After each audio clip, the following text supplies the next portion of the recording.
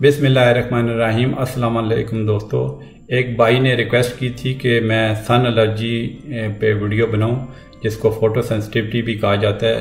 वो इस बीमारी का शिकार हैं, अल्लाह उनको सेहत दे। तो मैं उनकी रिक्वेस्ट पे ये वीडियो बना रहा हूं। तो सबसे पहले तो ये बात ध्यान में बिठाने की है कि जो सन एलर्जी है वो मुख्तलिफ़ कंडीशंस की वजह से हो सकती है, जिसमें यह है कि आपकी जो स्किन जो है ना वो उसमें रैश यानी ख़ारिश होना शुरू हो जाती है और रेड किस्म के जो छोटे छोटे दाने या थोड़े से जब वो मिल जाते हैं दाने तो पैचेस भी बन सकते हैं। और उन एरियाज़ मतलब स्किन की उस एरियाज़ पे जो दाने या पैचेस बनते हैं जो सबसे ज़्यादा जो है ना सनलाइट से एक्सपोज होते हैं, मतलब धूप से जो आपके जो स्किन के एरियाज एक्सपोज होते हैं उन पे ये सिम्टम ज़्यादा ज़ाहिर होती हैं। जो सबसे जो कॉमन फॉर्म है जो सन एलर्जी की, उसको जो है हम अपनी मेडिकल टर्मिनोलॉजी में कहते हैं पॉलीमॉर्फिक लाइट इरप्शन। उसको दूसरा नाम सन पॉइजनिंग भी है।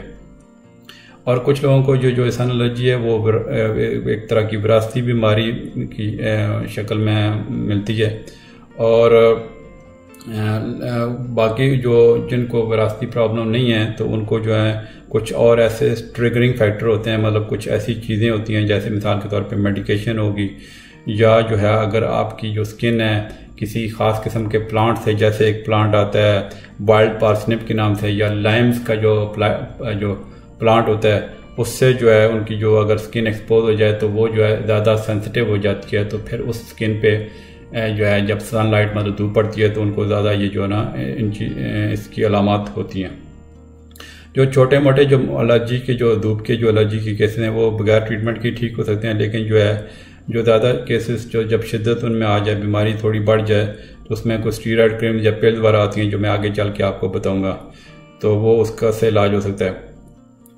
उसमें फिर यह है कि जिन लोगों को सन की एलर्जी है या फोटो सेंसिटिविटी है तो उनको प्रिवेंटिव में ये लेने चाहिए, मतलब ऐसी एहतियात करनी चाहिए कि जो है इस एलर्जी से बच सकें। जैसे जो ना धूप से बचने के लिए जो इस तरह के कपड़े मिसाल के तौर पे पहन सकते हैं, वो मैं अभी आगे आपको बताता हूँ।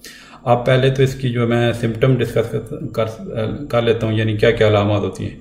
उसमें जो है ना कि जो सन एलर्जी की वजह से जो आपकी जो स्किन की जो अपीयरेंस है वो बड़ी वेरिएट करती रहती है कि वो डिपेंड करता है कि किस वजह से प्रॉब्लम हो रही है। उसमें यह कि सिर्फ रेडनेस भी हो सकती है स्किन की, या आपकी ख़ारिश और दर्द भी हो सकता है उस पर स्किन पे रेडनेस के साथ। और छोटे छोटे दाने जैसे मैंने पहले बोला वो भी निकल सकते हैं, और फिर वो दाने आपस में मिल के ना थोड़े से ज़्यादा वो पैचेस की शक्ल में ज़ाहिर होते हैं। फिर उस स्किन में स्केलिंग, क्रस्टिंग और थोड़ी बहुत ब्लीडिंग हो जाती है, मतलब जो उसकी जो ऐसे छोटे छोटे उसमें अंदर लाइनें से जो है ना उस तरह बन सकती हैं। फिर बाद में ये भी हो सकता है कि उसमें ब्लिस्टर्स बन जाए। ब्लिस्टर ये होता है कि जैसे दाने थोड़े जो उभरे हुए जिसमें थोड़ा फ्लूइड जैसे पानी भरा हुआ उस तरह होते हैं, या हाइव की तरह की शक्ल के। मैंने एक वीडियो हाइव पे बनाई है, अर्टिकेरिया भी उसको बोलते हैं, वो भी आप ज़रूर देखिएगा, जो है मेरे इस चैनल पे लगी है। तो वो भी जो है ना इस तरह की जो अलामात भी हो सकती हैं। और जो इसकी जो साइन सिम्टम है, मतलब जो अलामात होते हैं वो जो है आमतौर पे उसी जगह पे होती हैं जो आपकी जो जल्द सन से मतलब धूप से ज़्यादा एक्सपोज हो। और वो आमतौर पे इसकी सिम्टम कुछ मिनटों के बाद या कुछ चंद घंटों के बाद जो है ना मतलब सन आपकी जब धूप में एक्सपोज होते हैं उसके कुछ मिनटों या कुछ घंटों बाद ये स्टार्ट हो सकती हैं। और आपको अगर ये इस तरह की जो सिम्टम ज़्यादा तकलीफ दे रही हैं तो वो जो है आपको ज़रूर डॉक्टर से दिखाना चाहिए, ख़ास तौर पे अगर आपकी सिम्टम परसिस्टेंट हो रही हैं, मतलब बार बार हो रही हैं, तो ताकि वो आपकी अच्छी तरह ट्रीटमेंट हो सके। अब इसकी मैं कॉजेज़ बताता हूँ, मतलब क्या वजह होती हैं जिससे जो है ना ये सन एलर्जी होती है। उसमें यह था कि कुछ मेडिसिन जो आती हैं या कुछ केमिकल होते हैं या कुछ मेडिकल मतलब और किस्म की बीमारियाँ अगर आपकी जल्द को लगी हुई हैं तो वो आपकी जो जल्द को ज़्यादा हसास कर देती हैं। तो जब जल्द आपकी ज़्यादा सेंसिटिव यानी हसासियत का शिकार हो जाती है तो आपको धूप की वजह से एलर्जी वो ज़्यादा होती है। ये कोई साइंस ने अभी तक सही तरह वो साबित नहीं कर सकी कि ये कुछ लोगों को ही क्यों होती है, मतलब हर बंदे को सन की बहुत सारे लोग दवाइयाँ खाते हैं लेकिन हर बंदे को धूप की एलर्जी नहीं होती है। तो ये आप ध्यान में रखें, मतलब ये कुछ किस्म के लोगों को होती है। अब इसके रिस्क फैक्टर मैं बताता हूँ कि क्या क्या जो है ना वो जो रिस्क मतलब हैं जिसकी वजह से ये आपकी जो एलर्जिक रिएक्शन होता है जो सनलाइट की वजह से। उसमें पहला तो एक रेस है। वैसे तो ये किसी भी बंदे में जो है ना धूप की एलर्जी हो सकती है, लेकिन कुछ जो जो जिनकी लाइटर स्किन है, मतलब ज़्यादा जो है बहुत ज़्यादा एक वो स्किन जो है ये समझ लें कि जो फेयर स्किन वाले जो ज़्यादा लोग हैं जो है ना, वो इस चीज़ का ज़्यादा शिकार होते हैं। फिर यह कि जो कुछ सब्सटेंसेस ऐसे हैं जो आपको इस सनलाइट के जो एलर्जी होती है उसको ट्रिगर कर सकते हैं। जैसे मिसाल के तौर पे अगर आप कोई ऐसी खुशबू लगाते हैं, डिसइंफेक्टेंट्स वगैरह आते हैं, वो उनसे भी आपको ये जो सन की एलर्जी बढ़ सकती है। या फिर जो इवन कुछ सनस्क्रीन भी आती हैं जिसमें कुछ जो अच्छी वाली नहीं होती, जिसमें कुछ केमिकल होते हैं, वो जो है सनस्क्रीन जो है वो सनस्क्रीन भी आपको सही तरह देख के लेनी चाहिए। वो मैं बताता हूँ आपको आगे चल के। तो उसमें कुछ केमिकल वो भी जो है ना आपकी स्किन को ज़्यादा सेंसिटाइज कर सकते हैं, जिसकी वजह से आपको फिर बाद में धूप की एलर्जी हो सकती है। यानी खुशबू, डिसइंफेक्टेंट्स और कुछ सनस्क्रीन वगैरह, और उसके अलावा कुछ और सब्सटेंसेस भी हो सकते हैं जो आपको सनलाइट जो आपकी स्किन को सेंसिटाइज कर सकते हैं, जिसकी वजह से फिर आपको धूप की एलर्जी ज़्यादा होती है। फिर ये कि इसमें अगर कोई ऐसी आप मेडिकेशन ले रही हैं, जैसे जो है मिसाल के तौर पे एक टेट्रासाइक्लिन की एंटीबायोटिक्स आती हैं, या सल्फा बेस्ड ड्रग आती है, जैसे एक्सेप्टेंट के नाम से ड्रग आती है। आज का तो शायद नहीं यूज़ होती। फिर यह कि कुछ पेन किलर हैं जैसे केटोप्रोफेन है। तो ये जो आपकी जो अगर ये वाली मेडिसिन खा रहे हैं तो आपकी ये वो स्किन को जो है ना ज़्यादा सेंसिटाइज कर देंगे, और फिर आपको सनबर्न जो है ना वो ज़्यादा जल्दी होने का चांस है। या फिर अगर आपको कोई और स्किन की बीमारी लगी हुई है, जैसे डर्मेटाइटिस की बीमारी होती है, उससे भी जो है ना आपको ये सन एलर्जी जो है ना ये बढ़ सकती है। फिर यह कि अगर आपकी फैमिली में ये ब्लड खूनी रिश्ते हैं, मतलब इंसान के आपके भाई बहन को ऐसे कोई सन एलर्जी का शिकार है, या आपके पेरेंट्स को है, तो फिर आपको भी चांस है इस चीज़ का होने का। अब आते हैं कि इसकी प्रिवेंशन क्या, मतलब क्या क्या चीज़ें हैं जो आप अगर अडॉप्ट करें तो आप इसको प्रिवेंट कर सकते हैं। पहले तो ये बात है कि जब धूप ज़्यादा तेज़ होती है, ख़ास तौर पे जो है सुबह जो 10 बजे से लेके 4 बजे का टाइम होता है, उस दौरान जो है ना धूप ज़्यादा तेज़ होती है, तो कोशिश करें कि उस दौरान आप जो है ना धूप में ना निकलें। फिर यह कि आप दूसरी जो अहम चीज़ है कि आप अचानक आप अपने आप को धूप में एक्सपोज ना करें, मतलब आपको आस्ता आस्ता एक्सपोज करें, ताकि फिर इससे आपको इतनी सिम्टम शदीद नहीं होंगी। ख़ास तौर पे जब बाहर का या गर्मी का मौसम आता है तो आपको जो है ना ये इनकी सिम्टम ज़्यादा होती हैं। तो फिर आप जो है ना आपका जो आप धूप में लट से आप टाइम गुजारना चाहते हैं, या आपको मजबूरी है कि धूप में जाना पड़ रहा है, तो आप आस्ता आस्ता जो है ना अपने जो है ना टाइम को बढ़ाएं। मतलब एकदम से मतलब ये ना हो कि एक ही दिन आपको कई घंटे तक आप धूप में रहना पड़े। मतलब आस्ता आस्ता अपने टाइम को बढ़ाएं, ताकि आपकी स्किन एक जो हम टर्मिनोलॉजी यूज़ करते हैं अडॉप्टेशन, ताकि आपकी स्किन जो है ना वो अडॉप्ट हो जाए कि आपको ज़्यादा प्रॉब्लम ना हो। यानी कि यह है कि अगर आप ज़्यादा धूप में एकदम से निकलेंगे तो आपको एलर्जी की जो सन एलर्जी से ज़्यादा सिम्टम हो सकती है। लेकिन अगर आप धूप में थोड़ा थोड़ा करके निकलेंगे, अपने आप को थोड़ा थोड़ा एक्सपोज करेंगे, ख़ास तौर पे बाहर के मौसम गर्मियों में, तो वो फिर आपको जो ना ये ज़्यादा सिम्टम नहीं होंगी। फिर यह कि आप जो है सन ग्लासेस मतलब धूप के लिए चश्मे भी आप लगा सकते हैं, और कुछ आप प्रोटेक्टिव क्लॉथिंग, मतलब आप कपड़े ऐसे पहने जो है बिल्कुल पतले ना, बहुत ज़्यादा जो पतले कपड़े हैं गर्मियों में आमतौर पे तो बिल्कुल ही कई, यहाँ पे तो मैं तो गोरों के मुल्कों में तो बिल्कुल वो शॉर्ट पहन लेते हैं, तो उससे ज़्यादा चांस है वो आपकी जो सन एलर्जी का। तो आप जो है ना कोशिश करें कि जो है कपड़े आप जो मतलब शर्ट वगैरह पहने तो आप लॉन्ग स्लीव पहने, मतलब आपके पूरे बाथरूम को और वो सही तरह वो कवर कर सकें। या अगर हैट वगैरह पहने हैं तो जो वाइड ब्रिम्ड हैट आते हैं, मतलब जो बड़े वाले हैट्स आते हैं जो आपकी जो एक तरह का साया रखते हैं ऊपर, वो आप पहन सकते हैं, तो उससे आपको जो ना बचत हो सकती है। छोटे शॉर्ट कपड़ों का मैं इसलिए वो ये कह रहा हूँ कि लेट से आपने बहुत ही पतले कपड़े पहने तो उसमें जो सन की जो अल्ट्रा वायलेट रेज है ना वो उसमें पास हो जाती हैं। फिर यह कि जैसा मैंने पहले बोला, कुछ सनस्क्रीन जो ऐसी होती हैं जिसमें केमिकल होते हैं, तो वो आप अवॉइड करें और अच्छी वाली सनस्क्रीन लें, जिसकी कम अज़ कम जो उसकी जो एक पावर आती है SPF 30, कम अज़ कम वो 30 होनी चाहिए। तो वो सनस्क्रीन आप बिल्कुल जनरसली लगाएं, मतलब सही प्रॉपर ज़्यादा से ज़्यादा लगाएं, और हर 2 घंटे बाद लगाएं, या इससे भी ज़्यादा लगा सकते हैं। अगर आप स्विमिंग करना चाह रहे हैं या फिर जो है ना आपको पसीना आ रहा है, तो आप ज़्यादा से ज़्यादा जो है ना सनस्क्रीन अपनी बॉडी पे लगाएं। फिर इसके बाद ये आता है कि जो मतलब आपको कि जो एलर्जी का शिकार होते हैं उनको आमतौर पे पता चल जाता है कि किस वजह से किसी सब्सटेंस से ख़ास एलर्जी हो रही है। तो या जैसे कोई मेडिकेशन है या कोई लट से कि आप जो मैंने पौधों का बताया जैसे वाइल्ड पार्सनिप है, लाइम्स का जो पौधे हैं, उससे अगर लट से आपको समझते हैं कि उससे आपको जो ये ज़्यादा सिम्टम होती है तो उनसे आप कांटेक्ट जो है ना अवॉइड करें। अब आ जाते हैं कि इसको हम जो है ना डायग्नोज कैसे करते हैं। इसका डायग्नोसिस आमतौर पे बहुत ही आसान होता है। जब हमारे पास पेशेंट आते हैं तो हम उनकी सिम्टम देख के फिर उनकी जो टिपिकल प्रेजेंटेशन होती है, जैसे वो मैंने बताया ना रेड रैश किस्म की, तो उसकी सिम्टम देख के फिर धूप में निकलने की हिस्ट्री हो तो हम उसको आसानी से डायग्नोज कर लेते हैं। लेकिन कभी कभी जो है अगर डायग्नोसिस क्लियर कट नहीं है तो फिर हम उसको जो है ना टेस्ट वगैरह कराने पड़ते हैं। उसमें टेस्ट में एक जो टेस्ट आता है, इसमें एक अल्ट्रावायलेट लाइट टेस्टिंग एक टेस्ट आता है जिसको फोटो टेस्टिंग भी कहा जाता है। उसमें ये होता है कि वो जो है अल्ट्रावायलेट जो लाइट होती है उसमें उसकी डिफरेंट वेवलेंथ होती हैं, वो जो है स्किन से जो मतलब जो गुजरती हैं स्किन से वो एक्सपोज होती हैं तो स्किन कैसे रिएक्ट करती है तो वो उसमें टेस्ट करते हैं। एक स्पेशल टाइप का लैंप होता है उसमें हम यूज़ करते हैं।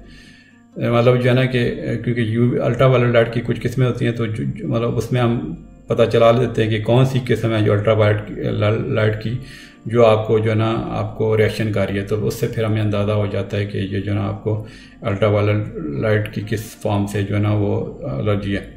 फिर एक दूसरा टेस्ट आता है जिसको हम कहते हैं फोटो पैच टेस्टिंग। उसमें ये होता है कि हम ये पहले वो ऐसा सब्सटेंस जिस पे हमें शक होता है कि इस सब्सटेंस से आपको जो है ना एलर्जी है तो वो हम पहले वो लगाते हैं स्किन पे। आमतौर पे जो है ना मतलब धूप में निकलने से पहले वो लगाते हैं। आमतौर पे जो है उसकी जो मतलब कुछ जो सन एलर्जी जो चीज़ें भी ट्रिगर करती हैं आपको जो बढ़ावा देती हैं वो आपकी जो हम स्किन पे डायरेक्टली लगाते हैं आमतौर पे बैक पे। फिर यह कि उसके बाद वो एक दिन लगाए रहने देते हैं और फिर जब 24 घंटे पूरे हो जाते हैं तो फिर हम उसको ना उस एरिया पे जिस पे हमने वो सब्सटेंस लगाया है तो उसकी जो कैलकुलेटेड डोज अल्ट्रावायलेट रेज की हम देते हैं एक सन लैंप से, ठीक है। तो अगर वो सन जो है जो लैंप से जब वो अल्ट्रावायलेट रेज जाएंगी आपकी स्किन पे वो टच करेंगी तो जो आपका सब्सटेंस क्योंकि पहले लगा हुआ है तो उससे जब वो रिएक्शन हो जाएगा तो हमें पता चल जाएगा कि इस सब्सटेंस से आपको एलर्जी है। तो इस टेस्ट को हम जो ना फोटो पैच टेस्टिंग कहते हैं। फिर यह कि ब्लड टेस्ट और स्किन सैंपल आम के तौर पे इसकी ज़रूरत नहीं पड़ती है, लेकिन कभी कोई अगर लेट से कि कोई और प्रॉब्लम हो जैसे एक ल्यूपस बीमारी आती है स्किन की, तो अगर हमें शक हो कि ये इस वजह से आपको ये सन एलर्जी है जो है ना ये ज़्यादा मतलब एक तो होगी ना कि सन एलर्जी और एक होती है कि ल्यूपस बीमारी होती है उसकी वजह से भी इस तरह की सिम्टम हो सकती हैं। तो उसको अगर हमें शक पड़े कि वो वाली प्रॉब्लम है मतलब सन एलर्जी नहीं है तो फिर हम जो है ना उसका आपका जो ब्लड सैंपल या स्किन के जो सैंपल है जिसको बायोप्सी कहते हैं वो हम लेबॉर्ट्री टेस्टिंग के लिए भिजवा सकते हैं। तो ये मतलब इसके कुछ टेस्ट हैं जो मैंने अभी बताए हैं। अब इसकी मैं ट्रीटमेंट आपको बता देता हूँ। ट्रीटमेंट वो डिपेंड करता है कि आपकी जो कौन सी टाइप की सन एलर्जी है। जो छोटे मोटे माइल्ड केसेस होते हैं उसमें यानी कि अगर आप चंद दिन अपने आप को धूप से बचा के रखें तो वो उसी मतलब आप उस धूप से बचाने की वजह से आपकी जो सारी सिम्टम है वो खुद ही ठीक हो जाती है, मतलब माइल्ड केस में। लेकिन अगर आपकी प्रॉब्लम ज़्यादा है तो फिर कुछ क्रीम्स आती हैं, कॉर्टिकोस्टेरॉइड उसमें होता है जो ओवर द काउंटर भी मिल जाती हैं, और कुछ स्ट्रॉन्गर अगर क्रीम चाहिए हो तो वो प्रिस्क्रिप्शन फॉर्म में मिलती हैं तो वो हम आपको रिकमेंड कर सकते हैं। और अगर लेट से उससे भी ज़्यादा आपको क्रीम से भी इतना नहीं आराम आ रहा तो कभी कभी हम स्टीरॉयड की जो है वो टैबलेट्स भी प्रिस्क्राइब करते हैं, जैसे जब प्रेडनिसोलोन एक बड़ी मशहूर टैबलेट आती है वो हम प्रिस्क्राइब कर सकते हैं। फिर एक मलेरिया की मेडिकेशन है जिसको हाइड्रोक्सीक्लोरोक्विन जो है ना प्लाकोनिल के नाम से आती है, वो भी सन जो एलर्जी की में काफ़ी जो है ना वो इफेक्टिव साबित होती है। तो मतलब कुछ लोगों में ये जो है ना ये भी हम दे सकते हैं जो हाइड्रोक्सीक्लोरोक्विन जो है।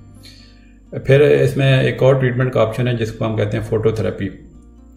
उसमें यह कि वो आपको जो ग्रेजुअली जो आस्ता आस्ता आपकी जो स्किन को है ना वो आपको जो हम उसकी जो है फोटोथेरेपी की एक स्पेशल लैंप आता है तो वो जो है ना मतलब जो हमें लगता है कि आपके जो स्किन के एरियाज हैं जिसमें धूप से ज़्यादा एक्सपोज हो रहे हैं उनको हम वो फोटोथेरेपी देते हैं। और मतलब हफ्ते में चंद दफ़ा करवाते हैं, कुछ हफ्तों तक वो करवाते रहते हैं। उसमें ये एक तरह की आपकी जो ना जो आपकी जो जिल्द को हम ग्रेजुअली जो है ना वो उससे जो है अल्ट्रावायलेट लाइट से एक्सपोज करते हैं कि मतलब आपकी जिल्द एक तरह की अडाप्ट हो जाए कि ताकि आप जब बाहर खुद धूप में बाद में निकलें तो फिर आपको ज़्यादा प्रॉब्लम ना हो। तो ये जो है ना, ये भी एक फोटोथेरेपी भी एक ट्रीटमेंट की फॉर्म है। अब मैं उसकी कुछ लाइफस्टाइल एंड होम रेमेडीज भी बता देता हूँ। तो उसमें यह है कि एक तो ज़ाहिर है कि छोटी मोटी सिम्टम, जैसे मैं बताया कि अगर छोटी मोटी सिम्टम आमतौर पे 1-2 दिन में ठीक हो जाती है अगर आप धूप से में ना निकलें। तो फिर यह कि जो मैंने मेडिकेशन का शुरू में बताया, जैसे टेट्रासाइक्लिन या कुछ ऐसी मेडिकेशन है जो आपको स्किन को सेंसिटाइज कर देती हैं, मतलब सन एलर्जी इसमें आपको ज़्यादा हो सकती है, वो आप मेडिसिन जो है ना वो स्टॉप कर सकते हैं। लेकिन आप मेडिसिन लेट से किसी ऐसी कंडीशन के लिए खा रहे हैं जो ज़रूरी है, उसका इलाज ज़रूरी है, तो आप मेडिसिन हरगिज़ आप बगैर डॉक्टर के मशवरे के खुद से स्टॉप ना करें। तो क्योंकि अगर मेडिसिन आप स्टॉप करेंगे तो हो सकता है जिस वजह से आप जिसके लिए आप मेडिसिन खा रहे हैं वो बीमारी ज़्यादा बढ़ जाए। तो ये चीज़ इंपॉर्टेंट है। फिर इसमें यह कि जो कुछ मॉइस्चराइजिंग आते हैं, मॉइस्चराइजिंग लोशन आते हैं, जो स्किन की जो इरिटेशन होती है उससे जो है, मतलब स्किन जब आपकी ड्राई और स्केली हो जाती है सन एलर्जी की वजह से, तो मॉइस्चराइज़र आप लगा सकते हैं, मॉइस्चराइजिंग लोशन अच्छे वाला, तो उससे आपकी सूदिंग हो सकती है। फिर यह है कि कुछ लोशन आते हैं बाज़ार में मिल जाते हैं इजीली, जैसे कैलामीन लोशन है या एलोवेरा का लोशन आता है, वो आपकी जो सिम्टम्स को काफ़ी हद तक ठीक कर सकता है। मुझे उम्मीद है कि ये वीडियो आपको पसंद आई होगी, स्पेशली उन भाई साहब के लिए जिन्होंने मुझसे ये रिक्वेस्ट की थी कि इस मौजूद पे वीडियो बनाएं। तो भाईजान वो आप ये वीडियो आप शुरू से लेके आखिर तक देखें। और बाकी जो लोग भी सन एलर्जी का शिकार हैं, बल्कि सन एलर्जी के अलावा चूँकि मेरा चैनल जो है बेसिकली खिदमत खल्क का चैनल है, तो बहुत सारी बीमारियों के बारे में मैं अपनी वीडियो पोस्ट करता हूँ। तो आप जो है मेरी वीडियो शुरू से लेके आखिर तक देखा करें, क्योंकि मेडिकल में एक ही चीज़ इंपॉर्टेंट होती है, क्योंकि वो कहते हैं ना जान है तो जान है। तो अगर आप पूरी तरह वीडियोस देखेंगे तो तभी आपको बीमारी के बारे में सही तरह अंदाज़ा होगा। और अक्सर बीमारियां, जैसे मैं तकरीबन बहुत सारी वीडियो में बोलता हूं कि अगर आप ज़रा थोड़ी सी एहतियात करें, अगर आपको बीमारी के बारे में नॉलेज हो, तो आप जो है ना उससे अपने आप को प्रोटेक्ट कर सकते हैं। और मेरा तो काम ही आपको अपना नॉलेज शेयर करना, और मेरी जो मैं सिर्फ ये है कि अपना मेडिकल की जो अपनी डॉक्टरी की वो स्टडीज़ नहीं शेयर करता। मैंने जो ज़्यादातर जो केसेस देखे हों अपनी जो बीमारियों के मतलब के, उसमें ज़्यादातर मेरा एक्सपीरियंस भी शेयर करता है। क्योंकि कभी कभी बल्कि बहुत सारी बार ऐसा होता है कि पेशेंट टिपिकल उस जो हम बुक्स में पढ़ते हैं मेडिकल इलनेस, उस तरह की प्रेजेंटेशन पेशेंट को नहीं होती है। तो वो जो है वो फिर उसको अपने एक्सपीरियंस की बुनियाद पे हम फिर ट्रीट करते हैं। तो मैं अपनी वीडियो में अपना ना सिर्फ नॉलेज शेयर करता हूँ, और फिर यह है कि मैं कोशिश करता हूँ कि जो भी किसी बीमारी की कोई लेटेस्ट ट्रीटमेंट आ रही है अपने आप को अपडेट रखता हूँ, तो वो भी आपसे शेयर करूँ ताकि आपको उस बीमारी से आपको जो है ना अफाका मिले। तो अगर अभी तक आपने मेरा चैनल सब्सक्राइब नहीं किया तो ज़रूर सब्सक्राइब करें और बेल के आइकन को ज़रूर क्लिक करें, ताकि जो भी आने वाली मेरी वीडियोज़ होंगी इंशाल्लाह उसका नोटिफिकेशन आपको डायरेक्टली मिल जाए और आप जल्दी से देख सकें। और अगर आपको ये मेरी वीडियो पसंद आई है तो ज़रूर लाइक कर दिया करें। उससे ये होगा कि मेरी हौसला अफजाई होगी, और इंशाल्लाह फिर मैं इसी तरह की मुफीद वीडियो तो आपके लिए बनाता रहूँगा। और फिर लाइक के अलावा आप शेयर किया करें एक फैमिली के साथ, तो आप शेयर करते होंगे।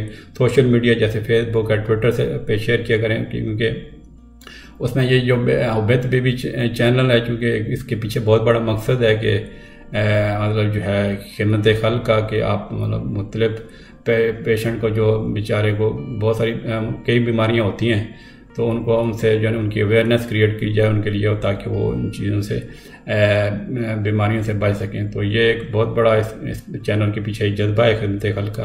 तो आप जब शेयर करेंगे वीडियो सोशल मीडिया के थ्रू, तो आप भी इस कार्य खैर में ज़रूर पार्टिसिपेट कर सकेंगे। ठीक है जी, इंशाल्लाह फिर मिलते हैं अगली वीडियो में। फिलहाल के लिए अल्लाह हाफ़िज़।